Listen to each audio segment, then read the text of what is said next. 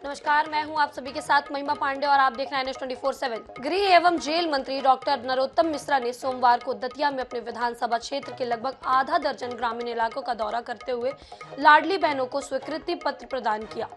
इस अवसर पर डॉक्टर नरोत्तम मिश्रा ने कांग्रेस पार्टी पर करारा प्रहार करते हुए कहा कि वोटों की फसल काटने के लिए कांग्रेस के नेता चुनाव के समय ही दिखाई देते हैं।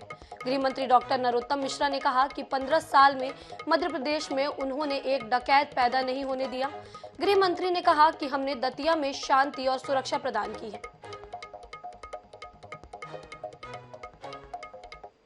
पहले मैं आया था तो इस इलाके में रात में गांव में खेत में मोड़ा मोड़ी सो नहीं पाते थे। अगर सो जाए तो घरे डुकरा सो नहीं पाते हुआ तो कि मोड़ा खैरान पे सो रहा है खेत में, ऐसा नहीं हो हजरत आ जाए, ऐसा नहीं हो हन्नी आ जाए, ऐसा नहीं हो कि कोई राम बाबू दयाराम चलवाओ, ऐसा ही अधिक है नहीं। इन 15 साल में कोई डाकू बनने की हिम्मत नहीं। मध्य प्रदेश के मंदसौर जिले के पिपलिया मंडी में पूर्व मुख्यमंत्री और कांग्रेस पार्टी के प्रदेश अध्यक्ष कमलनाथ कल 6 जून मंगलवार को किसान आंदोलन की 7वीं पुण्यतिथि पर उन्हें श्रद्धांजलि अर्पित करेंगे एवं किसानों को संबोधित करेंगे एवं इसी के साथ ही कांग्रेस पार्टी मिशन 2023 के चुनाव का आगाज भी करेंगे। कमलनाथ के मंदसौर दौरे को लेकर भारतीय जनता पार्टी के प्रदेश प्रवक्ता एवं मंदसौर विधायक यशपाल सिसोदिया ने बयान देते हुए कहा है कि कांग्रेस पार्टी को चुनाव आते ही किसानों की चिंता होने लगती है। जून को मध्य प्रदेश कांग्रेस कमेटी के अध्यक्ष व पूर्व मुख्यमंत्री आदरणीय कमलनाथ जी पिपलिया मंडी में एक किसान सम्मेलन को संबोधित करेंगे और किसानों से वहाँ मिलेंगे, किसानों की समस्या जानेंगे और इसके उनके आने के उपलक्ष्य में कम से कम 50 से 75 हज़ार लोग वहाँ पर किसान सम्मेलन में आने की उम्मीद है। देखिए, चुनाव 2023 के नज़दीक आ रहे हैं तो कांग्रेस को और कांग्रेस के पीसीसी के अध्यक्ष जी को, पूर्व मुख्यमंत्री जी को, श्री कमलनाथ जी को 6 जून की घटना की याद आ रही है। तब इन्हीं कांग्रेसियों के उकसाने के कारण से, आग में घी डालने के कारण से इतना बड़ा उपद्रव हुआ था और कांग्रेस का बहुत बड़ा इन्वॉल्वमेंट था उसमें। जिस प्रकार से किसानों को गुमराह करके, चक्का जाम करवाने में सहयोग करके और जो कुछ घटना घटी थी वो बहुत हृदयविदारक घटना थी और 6 किसान काल कलवित हो गए थे। सन 2017 में हुए किसान आंदोलन का वो दिन जो मंदसौर के इतिहास में काला दिन लिखा गया था।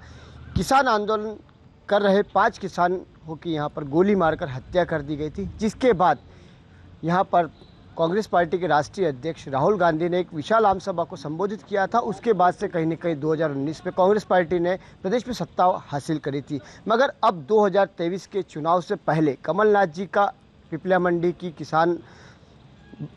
किसानों की जो हत्या हुई थी उसकी बरसी पर वो लोग यहाँ वो आ रहे हैं और एक विशाल आम सभा को संबोधित कर रहे हैं। बताया जाता है कि यहाँ पर 2023 के विधानसभा की चुनाव की जो शुरुआत भी कांग्रेस पार्टी यहीं से करेगी। तो अब देखना ये होगा कि 2019 में जिस तरीके से कांग्रेस पार्टी ने वापसी करी थी, क्या 2023 में कांग्रेस पार्टी पुनः वापसी कर पाएगी। Kamlesh Modi, INET news, Mandsaur.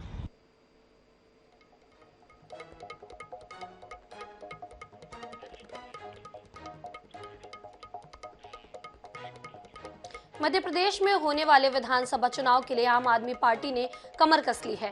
आप सुप्रीमो अरविंद केजरीवाल 25 जून को ग्वालियर से हुंकार भरेंगे।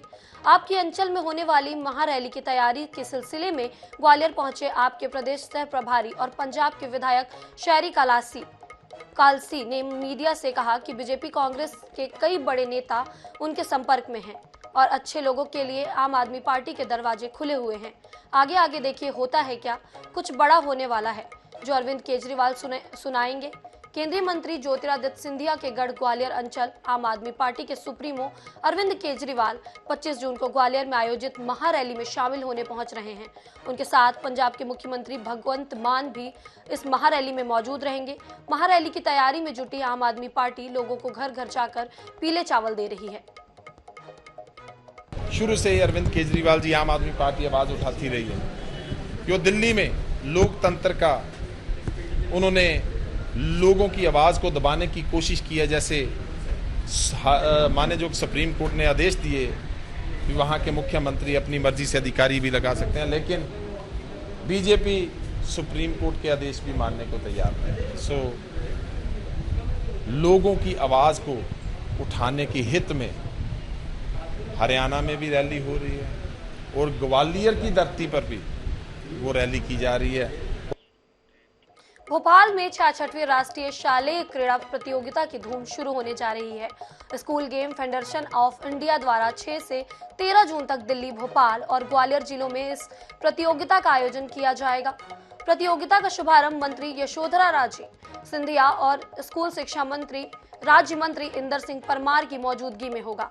आयोजकों ने बताया कि भोपाल में athlete, boxing, football, volleyball, judo और टेबल टेनिस की प्रतियोगिताएं होंगी। वहीं ग्वालियर में हॉकी और बैडमिंटन के मुकाबले खेले जाएंगे।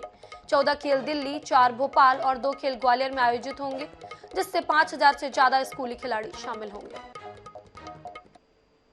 का जो स्कूल शिक्षा विभाग है इसको होस्ट कर रहा है। खेल एवं युवा कल्याण विभाग हमें इसमें पूरा सपोर्ट उपलब्ध करा रहा है। तो इस तरह 2 विभागों के सहयोग से और SGFI के जो भी नॉर्म्स हैं उसके अनुसार इन खेलों को हम आयोजित कर रहे हैं। भोपाल में 4 गेम्स होंगे जिनके लिए हम जो हमारे स्टूडेंट्स हैं उनको ठहराने की व्यवस्था हमने 2 स्कूलों में की है, ज्ञानोदय स्कूल और श्रमोदय में। मुख्य कार्यक्रम जो है वो 7 तारीख को होगा शाम को 6 बजे स्टेडियम में, और इसमें हमारे जो खेल मंत्री जी और स्कूल शिक्षा राज्य मंत्री जी इसमें शामिल होंगे। मध्य प्रदेश में साल के अंत में विधानसभा चुनाव होने वाले हैं। इसे लेकर सत्तारूढ़ बीजेपी और विपक्ष में बैठी कांग्रेस अपनी चुनावी तैयारियों में जुटी हुई है। तैयारियों के बीच प्रदेश कांग्रेस के लिए एक बुरी खबर है। कांग्रेस के 30 विधायकों की टिकट पर तलवार लटकी नजर आ रही है। पार्टी के ही सर्वे में यह बात सामने आई है। भाजपा तंज कस रही है कि 30 नहीं बल्कि सभी विधायकों के क्षेत्रों में स्थिति बद से बदतर है। मध्य प्रदेश में विधानसभा चुनाव की तैयारियों के बीच में AICC के सर्वे से प्रदेश के 30 विधायकों पर खतरे के बादल मंडराने लगे हैं। कांग्रेस के कुल 96 विधायकों में से 30 विधायकों के क्षेत्र में स्थिति ठीक नहीं है और ये चुनाव नहीं जीत सकते हैं। AICC की रिपोर्ट के बाद इन विधायकों को क्षेत्र में सक्रियता बढ़ाने के निर्देश दिए हैं। पार्टी ने स्पष्ट कर दिया है कि अगले 2 महीनों में स्थिति में सुधार नहीं होगा तो उनके टिकट काटे जा सकते हैं। हालांकि पार्टी के जिम्मेदार सर्वे और रिपोर्ट से इनकार कर रहे हैं कि जो कर्नाटक में जिसने सर्वे किया था आज उसने 125 से 135 सीट बोली हैं और हमारे पूर्व राष्ट्रीय अध्यक्ष और पूर्व सांसद राहुल गांधी जी ने भी बोला है कि 150 से अधिक सीटें आ रही हैं और एंटी कन्वेंसी हर पार्टी में रहती है। अब आज ही के अखबार छाप रहे हैं और भारतीय जनता पार्टी के सूत्रों से मालूम चला है कि उनकी मात्र 50 सीटें आने वाली हैं। अगर उनकी 50 आ रही हैं तो फिर हमारी 30 कहाँ खतरे में है। कांग्रेस के सर्वे को लेकर बीजेपी तंज कस रही है कि प्रदेश कांग्रेस के सभी विधायकों की स्थिति खराब है। 15 महीनों का भ्रष्टाचार क्षेत्र की जनता भूली नहीं है। मध्य प्रदेश कांग्रेस कंफ्यूजन में है, डेंजर में है और डेंजर और खतरा किससे है? तो खतरा आपस में ही है। तो AIC ने अगर 30 सीट की जानकारी दी है तो ये जानकारी अभी और बढ़ेगी। ये जो डेंजर जोन 30 सीट का बताया ये 30 से 60 होगा और 60 से 96 पूरा का पूरा भी हो जाए अगर जितने विधायक है कांग्रेस के तो कोई आश्चर्य की बात नहीं होगी, क्योंकि कांग्रेस की AIC हो चाहे प्रदेश की PCC हो कांग्रेस की, दोनों ही जगह कंफ्यूजन की स्थिति है। पिछले दिनों में दिल्ली में हुई पार्टी की उच्च स्तरीय बैठक में इस सर्वे रिपोर्ट को लेकर मंथन हुआ है। पार्टी ने प्रदेश में 150 सीट जीतने का लक्ष्य तय किया है। इस लक्ष्य को प्राप्त करने के लिए सर्वे के साथ ही स्थानीय समीकरणों को साधने पर जोर दिया जा रहा है। हालांकि पार्टी ने स्पष्ट कर दिया है कि मौजूदा विधायकों को 2 महीने का समय है। यदि स्थिति में सुधार नहीं होगा तो पार्टी दूसरे विकल्प पर विचार करेगी। INH न्यूज के लिए भोपाल से मनीष कांत जैन की रिपोर्ट। मध्य प्रदेश के भिंड जिले के स्टेशनपुरा गांव के ग्रामीण धीमा जहर पीने को मजबूर हैं। इस गांव में रहस्यमयी बीमारी के चलते लोगों के पैर टेढ़े हो रहे हैं। 40 की उम्र आते आते लोगों की हड्डियां तक टूटने लगती हैं। बड़ी संख्या में ग्रामीण के इस समस्या से ग्रसित होने के बाद प्रशासन सक्रिय हुआ है। स्टेशनपुरा गांव की रहस्यमयी बीमारी और उसके फैलने के कारणों पर देखिए हमारी ये खास रिपोर्ट। भिंड जिला मुख्यालय से करीब 50 किलोमीटर दूर राष्ट्रीय राजमार्ग से कुछ ही दूरी पर है गांव स्टेशनपुरा। इस गांव में 350 की आबादी है। घरों की संख्या 45 है। गांव के हर घर में 25 साल से अधिक उम्र के लोगों के पैर टेढ़े हो गए। 40 पार की उम्र आते आते लोगों की हड्डियां टूटने लगी। कई लोगों के दांत टूट गए। अंधविश्वास के जाल में फंसे ग्रामीणों ने पूर्व जन्म के कर्मों का फल माना तो कुछ ग्रामीणों ने झाड़ फूंक का सहारा लिया। ग्रामीणों की हड्डियां इतनी कमजोर हो गई हैं कि वो लाठी और बैसाखी के सहारे चलने के लिए मजबूर हो गए हैं। समस्या सर जी ये है कि हमारे यहाँ पहले तो पानी में कैल्शियम की कमी है। 40 साल के बाद हर आदमी विकलांग हो जाता है। हर घर में आपको बोकर मिलेगा। ये पंचायत ने बोर भी करवाया है, ना उसकी कोई जांच हुई ना कुछ हुआ। उसमें 1 इंची का पानी है, ना पूरे गांव की सप्लाई हो सकती है। उसमें कोई सुनवाई नहीं सरकार की। एक बार और ले गए, डॉक्टर आए गोते भेज दे, 2 गोली पकड़ आए दे, वो नहीं घट गई, खत्म है गई। अब फिर देखेंगे वो नहीं मिली। अब तुम ठीक हो जांच का बोतल भर लगे पानी की, बहू को पता नहीं पड़ोगे सही बताई कि गलत बताई। दरअसल गांव में पीने के पानी का एकमात्र साधन एक कुआं है। इस कुएं के पानी का उपयोग पूरे गांव के लोग करते हैं। सभी ग्रामीणों को एक ही तरह की बीमारी जकड़ने के बाद लोगों ने प्रशासन से गुहार लगाई। प्रशासन ने पानी के सैंपल लिए, तब जाकर पता चला कि पानी में फ्लोराइड की मात्रा चिंताजनक स्तर पर है, जिसके चलते ही ये बीमारी पूरे गांव के लोगों में फैल रही है। पानी हमारे यहाँ इतना खराब है कि हमने 2-4 बार शिकायत भी करी है, लेकिन कोई आ नहीं रहा है। और पानी की वजह से ही ये सब लोग विकलांग हो रहे हैं। ये सब और ये अभी लाइन खुदी है, 10-12 दिन है गए, न तो अभी हमारे को यहाँ कोई कनेक्शन हुआ है, ना कुछ हुआ अभी तक। बीमारी के बीच हरकत में आए प्रशासन ने ग्रामीणों को कुएं और हैंडपंप का पानी नहीं पीने की सलाह दी है। जांच रिपोर्ट जारी होने के बाद स्थानीय प्रशासन वैकल्पिक पीने के पानी की व्यवस्था कर रहा है। निश्चित रूप से बहुत गंभीर मामला है। मैं इसकी उच्च तकनीकी विशेषज्ञों से जांच करवाता हूं और एक स्वास्थ्य टीम को भेजता हूं और पीएचई की टीम को भेजता हूं, जो टेक्निकल रूप से वहां के पानी की जांच करेंगे कि वहाँ क्या ऐसा कोई उसमें मिलावट है जिससे इस प्रकार की बीमारियां हो रही है।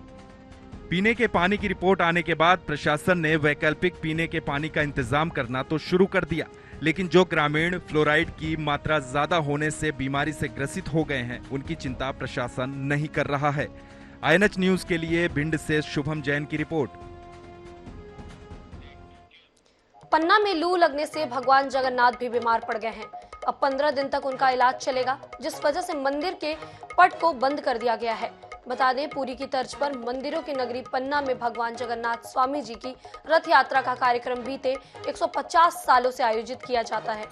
पन्ना में भगवान जगन्नाथ स्वामी का प्राचीन मंदिर है, जहां पर भगवान जगन्नाथ स्वामी अपनी बहन सुभद्रा और भाई बलभद्र के साथ विराजमान हैं। भगवान जगन्नाथ स्वामी की रथ यात्रा का कार्यक्रम बड़े धूमधाम के साथ यहाँ मनाने की परंपरा है।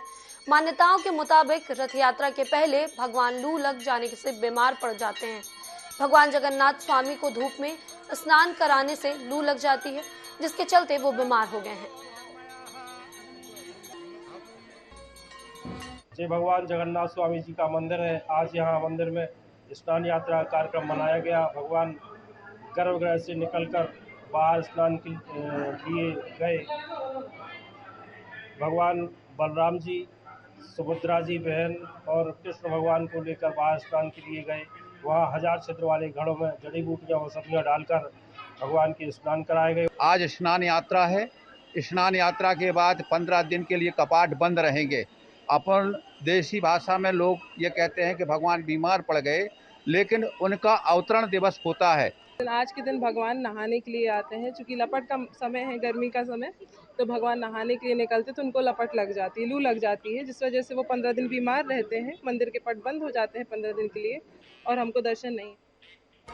खाचरौद तहसील से 15 किलोमीटर दूर ग्राम रुनखेड़ा में स्थित श्री राधा रानी गौशाला में विश्व कल्याणकारी महायज्ञ का आयोजन किया जा रहा है। इस धार्मिक आयोजन में शिव महापुराण कथा का रसपान देवी चंद्रावली श्री धाम बरसाना के मुखारविंद से रोजाना हो रहा है। वहीं हजारों लोग कथा का श्रवण करने के लिए राधा रानी गौशाला धाम पहुंच रहे हैं। साथ ही भोजन प्रसाद और यज्ञ के दर्शन लाभ ले रहे हैं। धार्मिक कार्यक्रम में छठे दिन भगवान बापूजी उज्जैन का आगमन हुआ।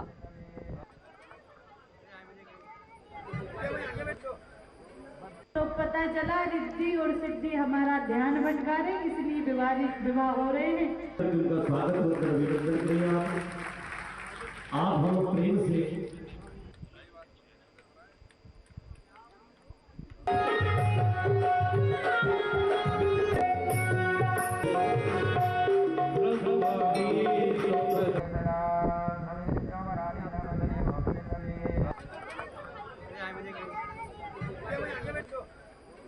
तो पता चला रिद्धि और सिद्धि हमारा ध्यान भटकारे, इसलिए विवाह हो रहे हैं।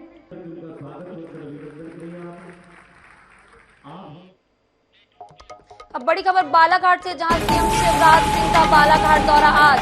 आवासीय भू अधिकार पत्रों का वितरण करेंगे सीएम। महिला सम्मेलन के कार्यक्रम में शामिल होंगे सीएम। विभिन्न विकास कार्यों का लोकार्पण और भूमि पूजन करने जाएंगे सीएम।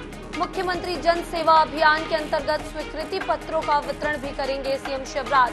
इस वक्त की बड़ी खबर बालाघाट से, जहां मुख्यमंत्री जन सेवा अभियान के अंतर्गत स्वीकृति पत्रों का वितरण करेंगे सीएम शिवराज सिंह का आज बालाघाट दौरा है। आवासीय भू अधिकार पत्रों का वितरण करेंगे सीएम शिवराज। इस वक्त की बड़ी खबर बालाघाट से।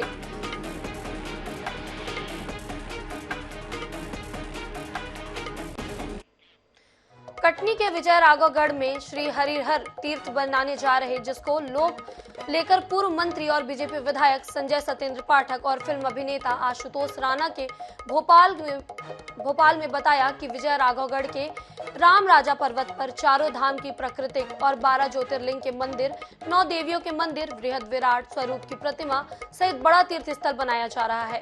श्री हरिहर तीर्थ और धर्म संवाद को लेकर हमारे वरिष्ठ संवाददाता दिनेश शुक्ल ने विधायक संजय पाठक से बात की। मध्य प्रदेश के विजय राघवगढ़ में चारों तीर्थ उतरने वाले हैं। उसकी परिकल्पना की है विधायक और पूर्व मंत्री संजय पाठक जी ने। संजय पाठक जी हमारे साथ हैं। सर, क्या परिकल्पना, कैसे विचार मन में आया और ये जो श्री हरि तीर्थ निर्माण होने वाला है उसको लेकर? देखिए, परिकल्पना तो ईश्वरीय प्रेरणा होती है। ये प्रेरणा मुझे मिली, ईश्वर का ही कोई ऐसा निर्देश कह लो, आदेश कह लो या कल्पना कह लीजिए, जो मेरे मन मस्तिष्क में आई।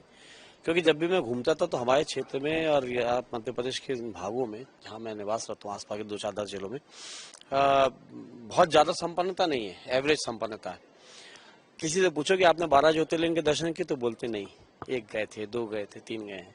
4 धाम यात्रा की, नहीं साहब, कहाँ हमारा भाग इतना कि हम 4 धाम यात्रा कर ले। 9 देवियों के दर्शन की, कहाँ सर, 9 देवियां स्थापित कहाँ का हमें मालूम ही नहीं है। तो भारत एक दिव्य राष्ट्र है, बहुत भव्य और बड़ा देश है। इसको घूम पाना एक जीवन काल में, मैं समझता हूँ, एक संपन्न व्यक्ति के लिए बड़ा मुश्किल हो जाता है। तो ये परिकल्पना ईश्वरीय प्रेरणा से आई कि एक ही स्थान में सारे दिव्य स्थलों को क्यों ना उनकी प्रतिकृति बनाई जाए। आपने सबसे अपील की है कि उसके लिए धातु दें, धन दें, क्योंकि ऐसी अपेक्षा तो नहीं रखते आपसे लोग, लेकिन इस बार आपने सबसे कहा है। मैं सबसे आग्रह कर रहा हूँ, पूरे प्रदेशवासियों से आग्रह करूंगा कि सभी लोग मिलकर कार्य करें। देखिए, एक अकेला संजय पाठक तो क्या, 1000 संजय पाठक भी मिलकर कुछ नहीं कर पाएंगे। और ये आस्था का केंद्र बनने जा रहा है, तीर्थ क्षेत्र बनने जा रहा है। तो इस क्षेत्र का पुण्य लाभ, क्योंकि ये युगों युगों तक याद रखने जाने वाली जगह, हजारों वर्ष तक ये विग्रह रहेंगी, क्योंकि अष्ट धातु के। तो इसलिए मेरा इसमें आग्रह है कि आप भी थोड़ा सहयोग करें, सभी मिलकर सहयोग करें, सबका थोड़ा थोड़ा लगे। सबके सहयोग से श्री हरिहर तीर्थ निर्माण होने वाला है और संजय पाठक उसमें महत्वपूर्ण भूमिका निभाने वाले हैं। कुल मिलाकर बात की जाए तो मध्य प्रदेश में एक बड़ा तीर्थ स्थान बनने वाला है। कैमरामैन श्रीकांत के साथ INS 24/7 के लिए भोपाल से दिनेश शुक्ल।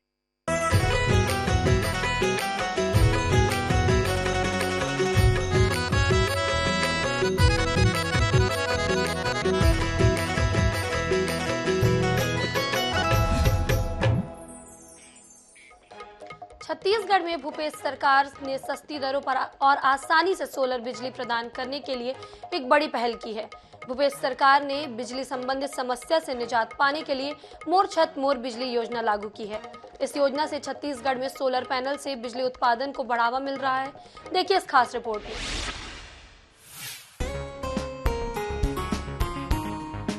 भूपेश सरकार की इस सराहनीय योजना के तहत आपके घर की बिजली खपत की क्षमता के अनुसार आपके घर में सोलर संयंत्र स्थापित किया जाता है।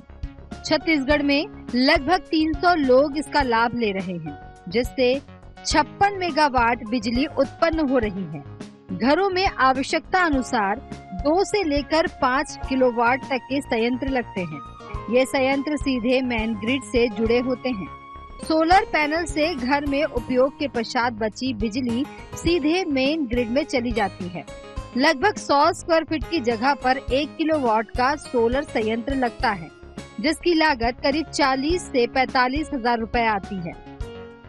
इसमें स्टोर नहीं होती मैडम, इसमें क्या है, स्टोरेज वाला बैटरी वाला सिस्टम नहीं है। ये तो क्या है, जैसे जुड़ेगी बिजली, आपने पैदा किया और हमारे सिस्टम से जुड़ जाएगा बिजली, और आप बिजली जलाओगे तो आप जलाओगे, नहीं जलाओगे तो वो हमारे ग्रिड में आ जाएगी। और आपके जो मीटर लगेगा वो इम्पोर्ट एक्सपोर्ट मीटर लगेगा। तो कितनी आपने पैदा करके हमको दी, हमसे आपने कितनी ली, वो नेट मीटरिंग बोलते हैं उसको। जैसे आपने हमसे 100 यूनिट ली और आपने 80 यूनिट पैदा किए, तो वो माइनस करके 20 यूनिट का आपको बिल देंगे। सोलर संयंत्र से उत्पन्न बिजली ग्रीन एनर्जी है, जो कि कोयले से बिजली निर्माण का सबसे अच्छा विकल्प है। आने वाला समय वैकल्पिक ऊर्जा का समय है। इस विकल्प को अपनाकर पर्यावरण संरक्षण की दिशा में कदम बढ़ाया जा सकता है। आने वाला समय वैकल्पिक ऊर्जा का समय है। कोयले से उत्पादन, विद्युत उत्पादन का एक समय है, कोयले का भंडारण की एक सीमा है, लेकिन सूर्य हमारे पास में एक ऐसी चीज है जिसकी ऊर्जा अक्षय है। तो यदि हम वैकल्पिक ऊर्जा के स्रोत के रूप में सूर्य की ऊर्जा को, सौर ऊर्जा को यदि विद्युत के रूप में कन्वर्ट करके उसका उपयोग करेंगे, तो यह इसके उत्पादन की खर्च में भी कमी आएगी और इससे पर्यावरण के लिए भी बेहतरीन है, और साथ ही जो हमारा प्राकृतिक भंडारण है कोयले का भी उपयोग कम होगा। रायपुर नगर निगम भी मोर छत मोर बिजली योजना का लाभ ले रहा है। लगभग 3 फ्लोर में इसकी ऊर्जा दौड़ रही है, और साथ ही साथ अधीक्षण अभियंता राजेश कुमार शर्मा ने बताया कि प्रदूषण से भी राहत मिली है। डेली जो है हमको जो है इसमें जो 2-3 फ्लोर जो है अपने ग्राउंड फ्लोर, फर्स्ट फ्लोर और स्टॉप फ्लोर में जो है इसका जो है लाभ हमको मिलता है। मतलब जब लाइट गुल होती है ना, या जब लाइट गुल होती है, या बाकी समय में भी जो है हमको जो ऊर्जा जो मिलती है उसी से मिलती है, बैकअप मिलती है। प्रदेश के मुखिया भूपेश कक्का की दूरदर्शिता का ही परिणाम है कि आज छत्तीसगढ़ भविष्य की तैयारी कर रहा है। बिजली के निर्माण के विकल्प के रूप में मोर छत मोर बिजली योजना भूपेश सरकार का एक सार्थक कदम है। INH news bureau.